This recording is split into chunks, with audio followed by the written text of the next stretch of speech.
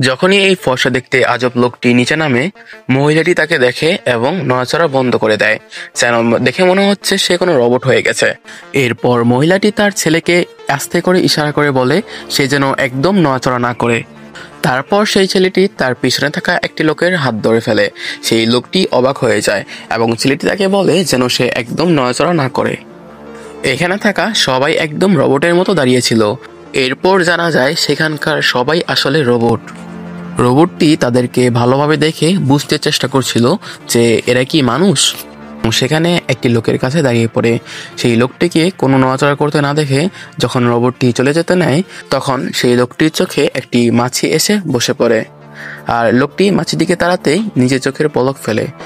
ঠিক তখনই রোবটটি বুঝে যায় লোকটি নড়াচড়া করেছে এবং এসে লোকটিকে মারতে যায়।